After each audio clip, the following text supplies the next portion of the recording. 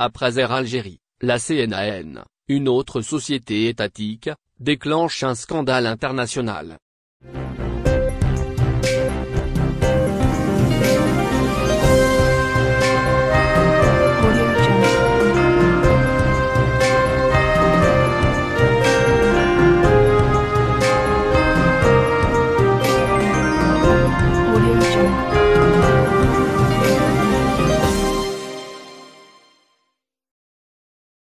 Après les multiples scandales d'Air Algérie et l'implication de plusieurs de ses employés, notamment de ses stewards, dans des scandales de trafic de drogue ou de smartphones volés et acheminés depuis la France vers l'Algérie, c'est au tour de la plus importante société étatique algérienne dans le transport maritime de déclencher un scandale international qui ne manquera pas de susciter de nouvelles polémiques sur le fonctionnement chaotique des grosses sociétés étatiques algériennes et leurs dérives inquiétantes menant vers des dilapidations financières ou des violations graves des droits des travailleurs.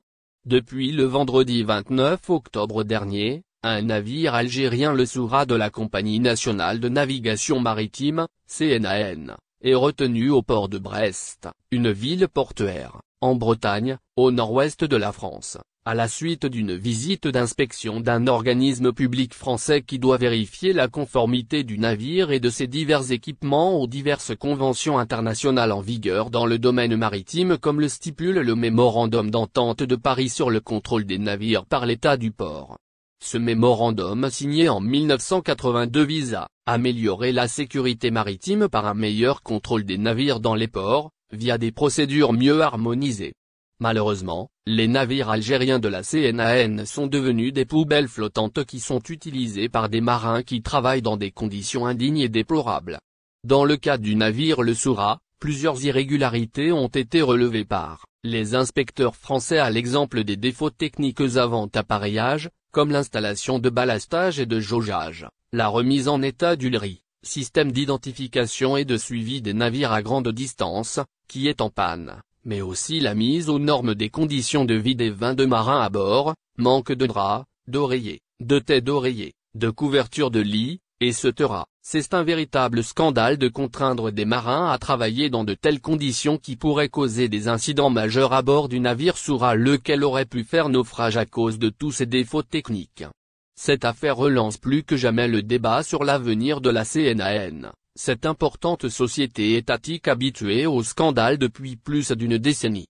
En effet, cette société étatique n'a jamais pu se relever de ces dossiers scabreux. En 2009, des inspecteurs de l'Inspection générale des finances, IGF, ont dévoilé de nombreuses pratiques illicites lors d'un audit approfondi des comptes de la CNAN et ses filiales. Les conséquences furent terribles pour cette compagnie maritime puisqu'à l'époque, son PDG avait été démis de ses fonctions à peine 2 mois après son installation alors qu'il revenait d'une mission en Italie.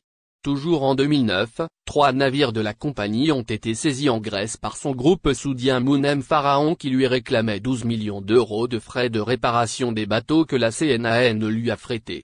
En 2009, les inspecteurs de l'IGF ont découvert, par exemple, que des navires étrangers ont été affrétés, pour une période de 3 ans, à raison de 58 000 $ US par jour, mais ils n'ont été exploités que durant 4 mois. Certains de ces navires étrangers sont dignes d'être appelés épaves, à savoir de vieux navires inappropriés et souffrant de plusieurs défaillances. À titre d'exemple, entre 2007-2008 et 2009, la CNAN a affrété un navire étranger appelé le Millennium pour un coût de 1,2 million d'euros, mais ce navire n'avait jamais pu être exploité, eu égard aux nombreuses pannes qui l'ont paralysé dès son exploitation. Un véritable scandale. Des années plus tard, en 2017, un autre audit dévoile d'autres scandales de mauvaise gestion et de corruption. Pour preuve, 7 des 9 navires acquis en 2014-2015 étaient des bateaux d'occasion et bon nombre d'entre eux avaient connu des arrêts techniques en raison de pannes récurrentes.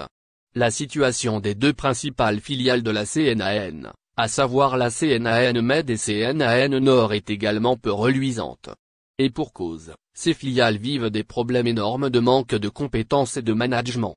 Il est à noter à ce propos que de 2015 jusqu'à décembre 2019, la Compagnie nationale de navigation maritime, CNAN Nord SA, a cumulé un déficit global de l'ordre de 650 milliards de dinars, à savoir l'équivalent de plus de 4 milliards d'euros.